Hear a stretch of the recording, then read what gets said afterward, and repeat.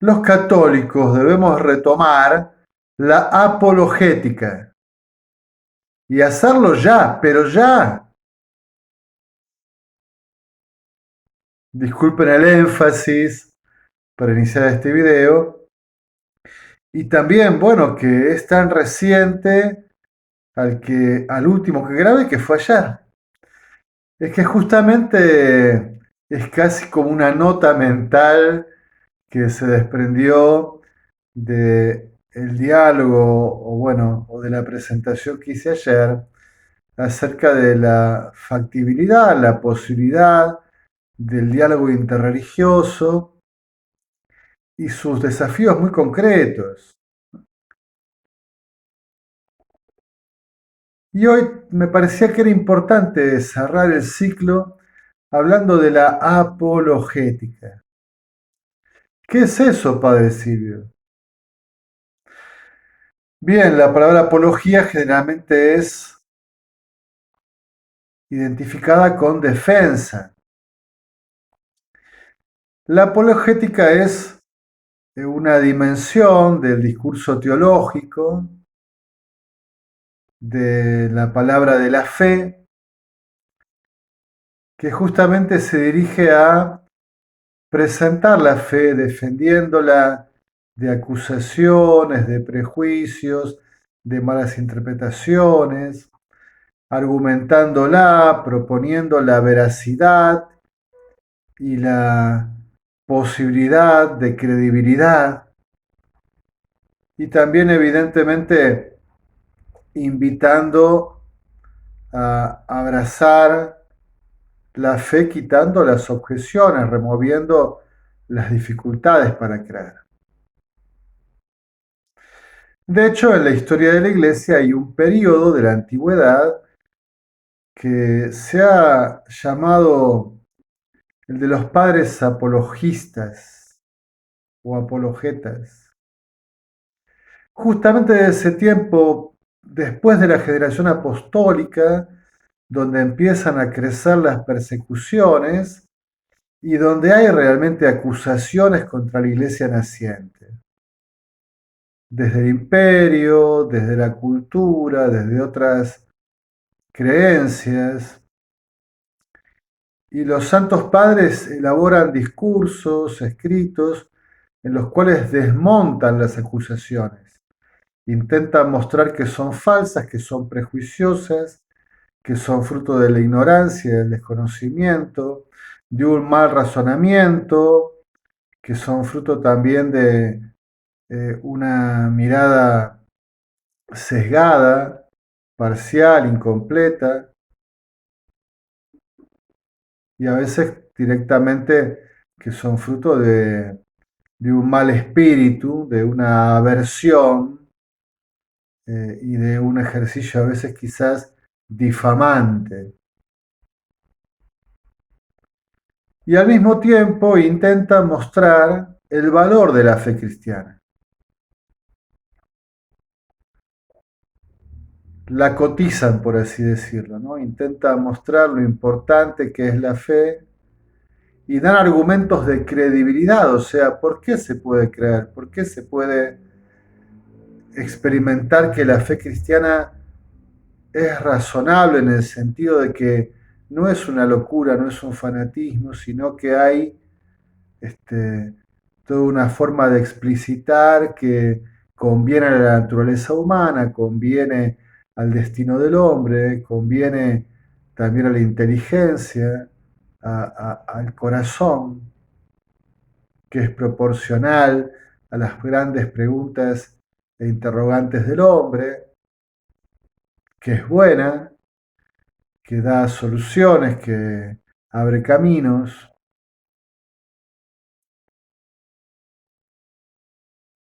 Por lo tanto, defiende, argumenta, justifica, muestra la posibilidad de la credibilidad de la fe. Hay un texto de la primera carta de San Pedro, capítulo 3, versículo 15, que habitualmente se cita, ¿no? Estén dispuestos, bien preparados para dar razones, para dar explicaciones de su esperanza. Este es como el corazón de la dimensión apologética, que es una dimensión de la fe, del discurso de fe, del discurso teológico, que se ha practicado abundantemente en la iglesia y que se ha abandonado. Cuando yo estudiaba teología, ya han pasado largas 2 décadas, un profesor nos decía, justamente el profesor que se acaba de enseñarnos el método teológico, los principios teológicos, las bases de la teología y los procedimientos de esta ciencia, de la fe, que esta dimensión apologética, por diversas causas en las cuales yo no quiero entrar, se había como abandonado en la iglesia en los últimos tiempos y que era bueno recuperarla porque estábamos incompletos y era muy necesaria esta función de defender la fe, justificar la fe, argumentar la fe, presentar los motivos de credibilidad, de razonabilidad de la fe.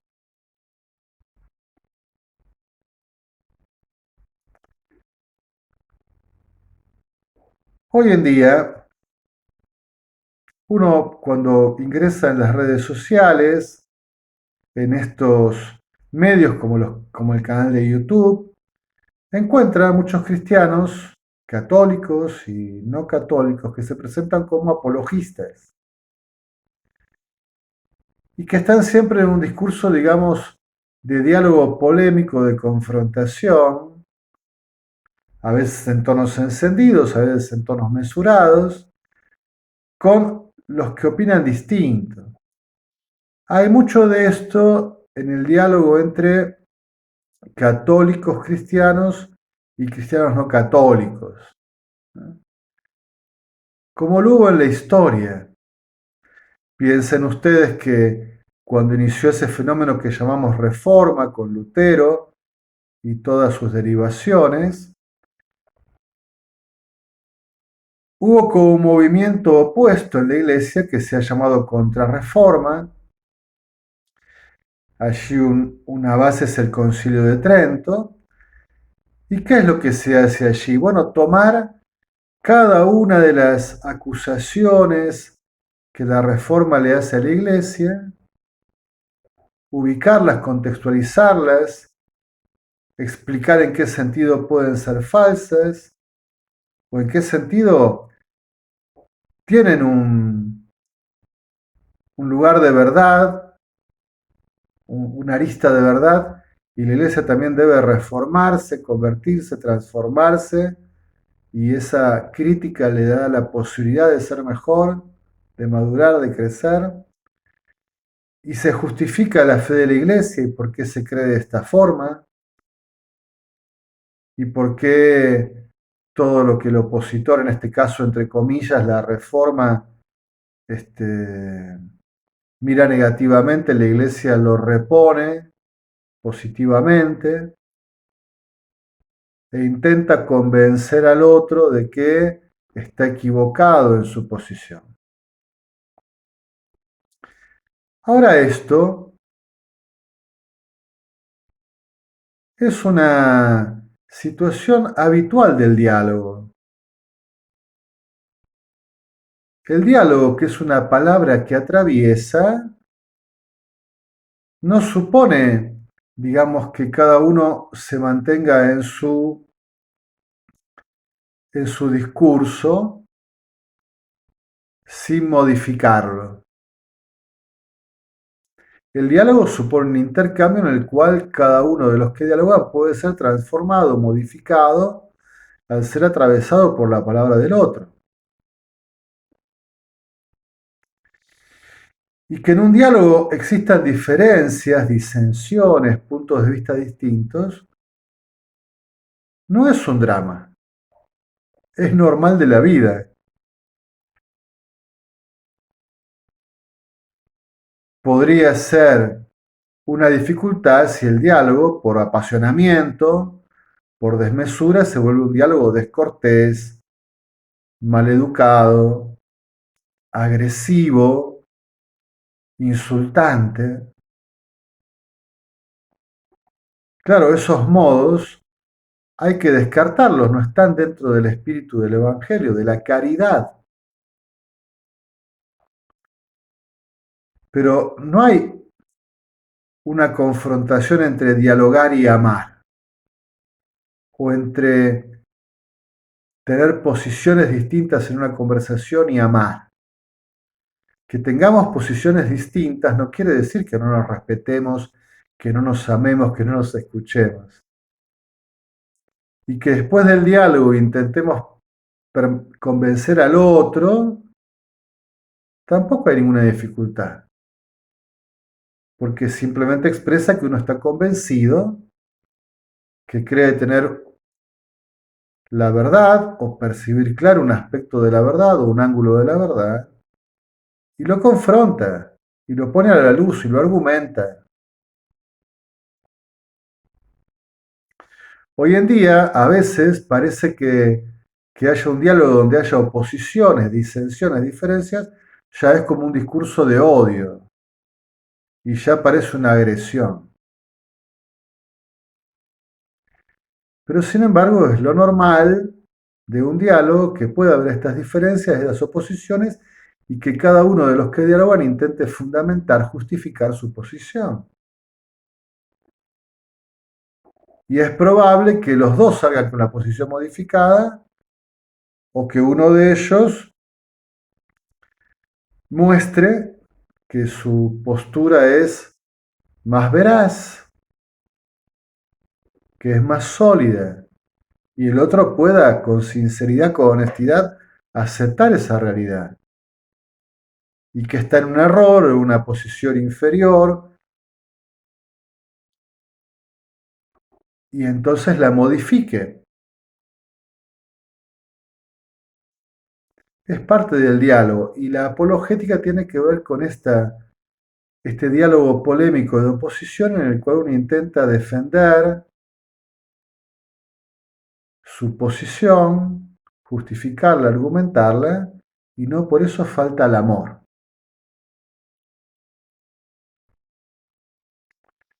Yo recuerdo una anécdota, era cura joven, tendría un año de ordenado, estaba todavía de vicario en una parroquia, de ayudante del párroco, ya al poco tiempo asumí como párroco en una comunidad, y en esa comunidad donde estaba, el templo era un poco impresionante, no era muy grande, pero estaba elevado, grandes escalinatas, parques que lo rodeaban por delante, por los costados, por detrás, una gran reja sobre el frente, sobre un frente amplio. La casa parroquial estaba en un costado y elevada en el primer piso.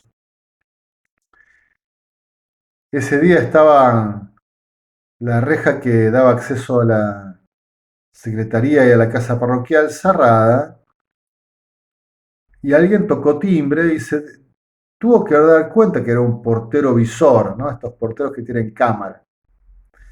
Y yo desde arriba atendí y vi a un dúo de varones, no voy a decir la denominación, claro, pero ustedes se van a dar cuenta, con campera, con saco, con corbata, con un portafolio en la mano, uno más adulto, otro más joven, y pregunté qué deseaban, y me dijeron que querían anunciar la salvación de Dios. Y yo me pregunté sinceramente si se daban cuenta de dónde estaban tocando el timbre. Entonces les pregunté si veían dónde estaban las rejas, qué observaban a la derecha. Me dijeron una iglesia, un templo católico. Entonces yo pensé, bueno, se darán cuenta que por la continuidad de la reja están tocando en una dependencia del templo. Digo, bueno, mira, estás hablando con el sacerdote, esta es la casa parroquial. Inmediatamente me respondieron, no importa, yo quiero anunciarle la salvación de Dios.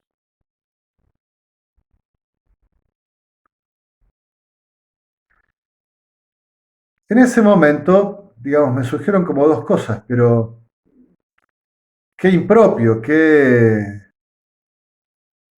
difícil que es esto, ¿no? Intentar anunciar una fe distinta al sacerdote de la parroquia, ¿no? Y al mismo tiempo dije, bueno, qué pasión, qué convencimiento. Y tomé una mochila que yo tenía, puse allí algunos libros y bajé. Y entonces empezó un diálogo. Y ellos empezaron con, digamos, con el discurso que tenían así casi memorizado, aprendido, ¿no? Casi como de adoctrinamiento mecánico, ¿no? Y empezaron a hacer su discurso para intentar mostrarme lo que ellos creían, cómo lo creían y por qué lo creían. Y citaban textos de la palabra de Dios, de la Biblia, sobre todo del Antiguo Testamento. Y entonces yo saqué de la mochila la Biblia que había puesto a propósito allí, no con maldad, pero previendo la situación, y busqué los textos y lo leí en voz alta. Digo, pero mirá, mi texto dice algo distinto, tiene otros matices. Y entonces el hombre mayor que llevaba la batuta de la conversación me dice, no, padre, es que ustedes traducen como quieren y su traducción está mal.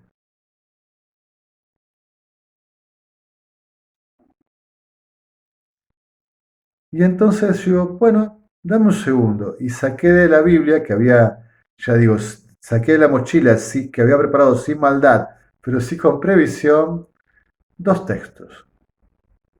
El texto famoso de la traducción del Antiguo Testamento al griego, llamado de la 70, y el texto hebreo del Antiguo Testamento. Y entonces le leí los textos en griego y en hebreo e intenté improvisar en una traducción de dos textos y intentando explicarlo, pero esta palabra, este verbo, está en esta función sintáctica, esta modalidad, por qué se traduce así, habría que traducir así.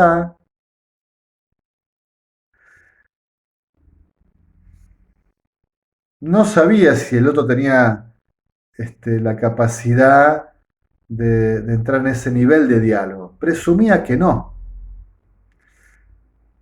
Y así fue, no tenía herramientas para entrar en ese nivel de diálogo, desde el griego, desde el hebreo, e intentar una traducción.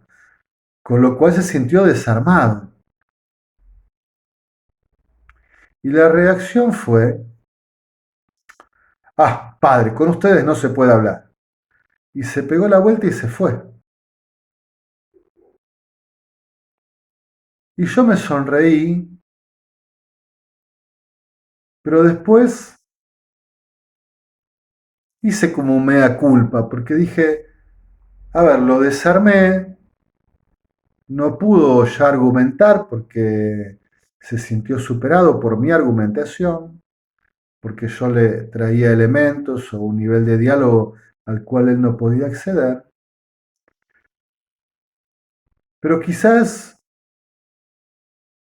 actué mal, pequé, porque tendría que haber hecho algo más, tendría que irlo a buscar y decir, no te vayas, espera, no te sientas ofendido, no te sientas lastimado, no quise humillarte, pero sí quise mostrarte que por ahí hay elementos, otros elementos para dialogar y que, bueno, que si ponemos otros elementos quizás podamos llegar a otro tipo de acuerdo, ¿no?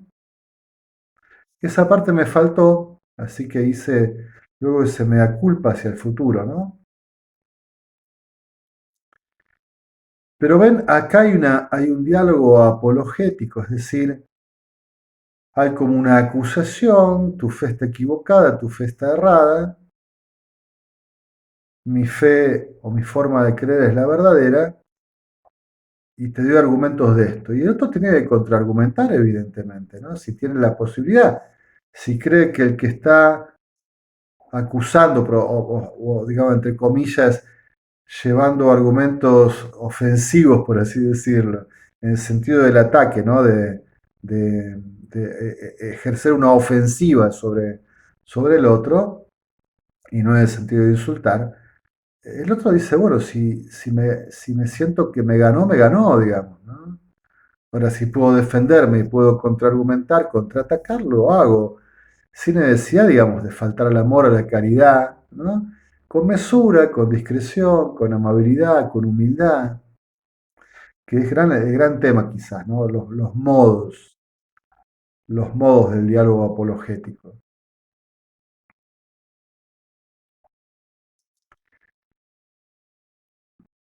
Muchas veces nos quejamos los católicos de que otros cristianos no católicos y sus dirigentes, los pastores, por ejemplo, esto pasa mucho en las comunidades evangélicas, los pastores hablan mal de los católicos, hablan mal de la Virgen, hablan mal de las imágenes, hablan mal de los sacramentos, hablan mal de esto, hablan mal de lo otro. Y nos parece que está mal, nos sentimos como ofendidos, digamos, ¿no? Pero bueno, en realidad el otro está convencido, está en un error, según nosotros está en un error, pero él cree que está en la verdad. Y yo no le puedo decir, no tenés que hacer eso, porque realmente él quiere ganar para la fe que considera auténtica y que su forma de creer es la válida, a los que no tienen fe y a otros cristianos que tienen fe pero que él considera que están errados. Por ejemplo, si soy evangélico, los católicos. E intenta argumentar y mostrar como él cree que tiene que hacerlo. No es poco el número de católicos que se han pasado a otras iglesias cristianas no católicas escuchando estos argumentos, para los cuales no tuvieron una defensa, una posibilidad de comprender, de razonar, de dialogar. Los convencieron, por así decirlo, y se pasaron. Ahora, digamos, yo no puedo decir qué mal que actuaron, que no me respetaron. Están convencidos. En todo caso, lo que yo debo hacer es formar a los católicos para que sepan dar razones de su esperanza, porque cada vez que un católico abra la puerta y los que están golpeando o timbreando son cristianos no católicos, el católico generalmente se siente que no tiene herramientas, porque le parece que sabe más de la Biblia, que está la Biblia de memoria, que le dan vuelto un montón de argumentos sobre un montón de temas para el cual el católico no está preparado, porque realmente estamos mal formados los católicos. Y entonces cerramos la puerta enojados o salimos con aquello, me hablaron mal de la Virgen, entonces conmigo ya saben que no tienen nada que decir. Que es bueno, es una defensa emotiva, por así decirlo, ¿no? Y que al menos nos sirve para poner un filtro, digamos, ¿no? Pero no estamos capacitados muchas veces para entrar a un diálogo y para decir, mira, te escucho, vos argumentás esto, bien, ahora yo te muestro por qué tu argumento está equivocado, es incompleto, está sesgado, lo que fuera, o por qué tu argumento está atacando algo que nosotros no creemos. A vos te parece que nosotros estamos mal porque creemos esto, pero nosotros tampoco creemos así. Estás mal informado, te digo cómo creemos. Te enseño cuál es la fe católica y por qué estás enojado o estás yendo en contra de algo que no es verdad, que no es real, que no es la fe católica, será una deformación o una caricatura que te han presentado. Pero como no estamos preparados, entonces o nos convencen o tenemos que pegar el portazo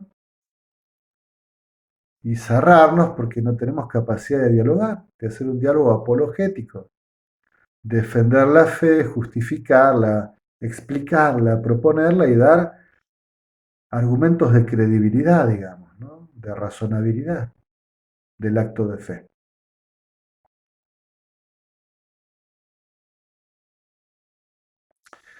Hoy en día me preocupa mucho,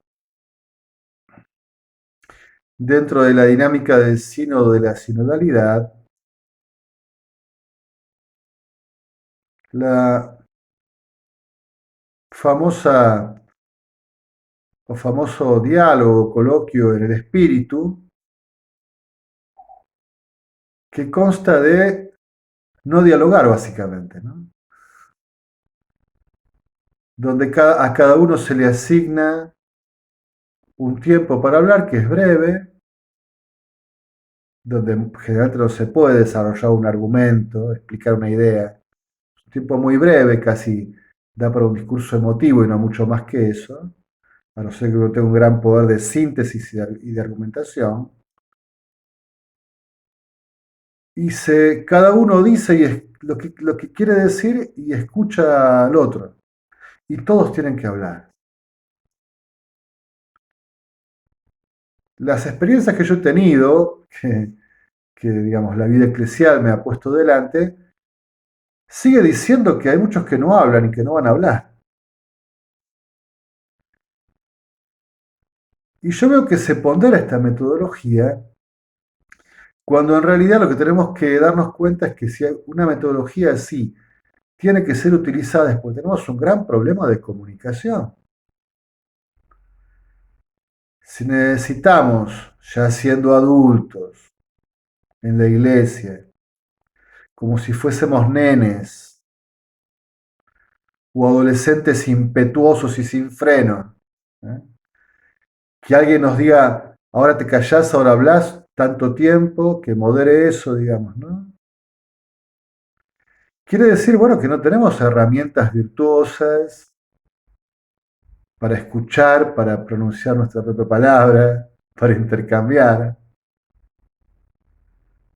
que somos atropellados, que no le damos lugar al otro, o que somos súper tímidos y cohibidos y temerosos, y nos tienen que sacar, como se dice la palabra, con sacacorcho, ¿no? Nos tienen que exprimir para que digamos algo, nos tienen que forzar. Habla de las dificultades que tenemos para dialogar y para comunicarnos.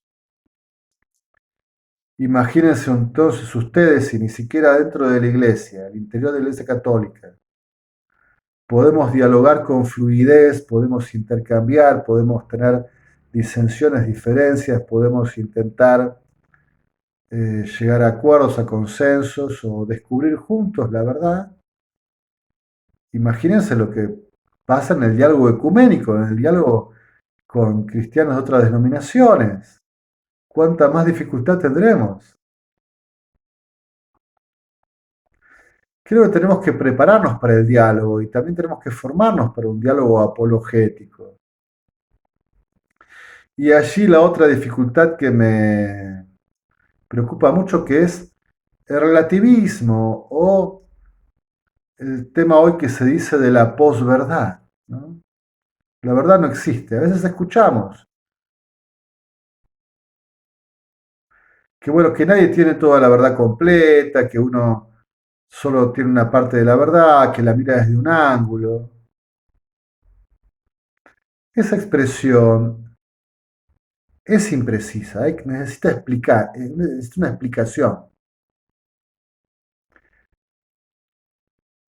porque desde nosotros esa la verdad puede ser verdadera en el sentido de decir, bueno, nosotros a veces captamos solo un ángulo de la verdad, la interpretamos parcialmente, no llegamos a recibirla plenamente, o estamos en proceso de recibirla plenamente. Pero la verdad no deja de ser la verdad porque nuestra capacidad para recibirla no sea plena y madura. La verdad sigue siendo la verdad. No es que la verdad no existe, es que nuestro acceso, nuestra recepción, nuestra interpretación de la verdad puede estar en camino de maduración.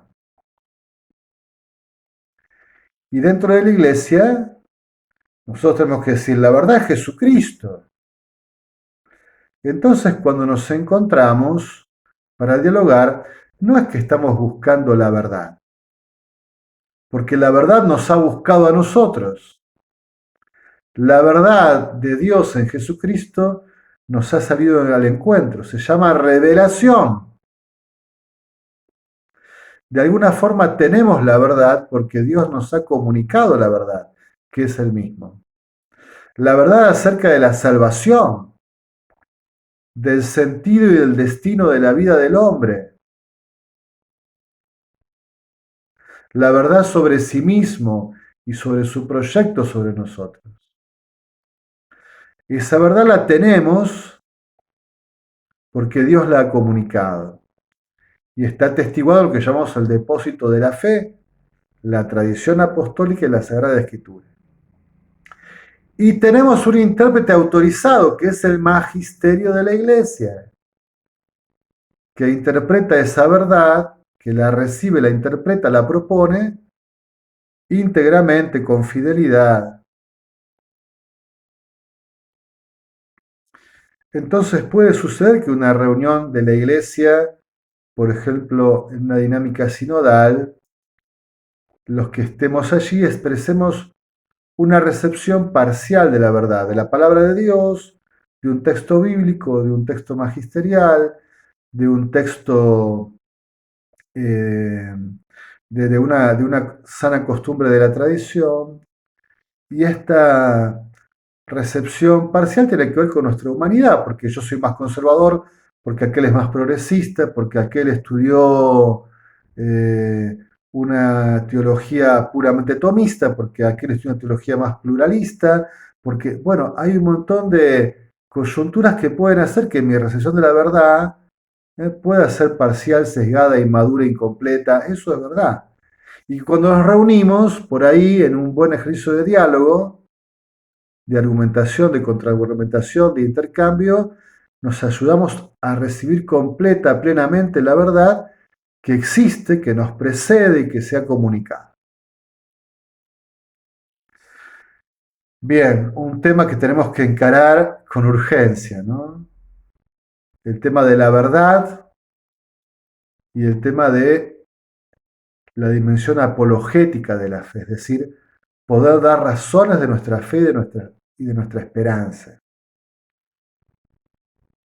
Poder realmente defender nuestra fe, justificar nuestra fe, explicar nuestra fe y entonces no imponerla, pero sí generar las condiciones para que el que está dialogando con nosotros pueda aceptar la verdad, pueda madurar en la verdad y alcanzar un convencimiento que le permita hacer el acto de fe, adherirse a la fe cristiana y adherirse a la fe cristiana católica.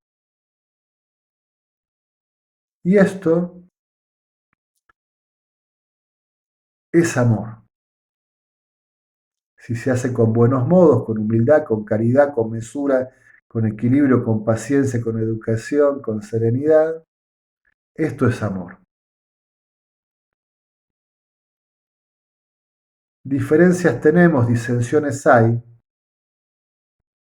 pero un buen diálogo también tiene esta dinámica, ¿no? Presentar los propios convencimientos, defenderlos, explicarlos, argumentarlos, justificarlos y mostrar cómo la verdad está contenida en la fe que vivimos, la verdad que Dios nos ha comunicado. En alabanza y gloria de la Santísima Trinidad.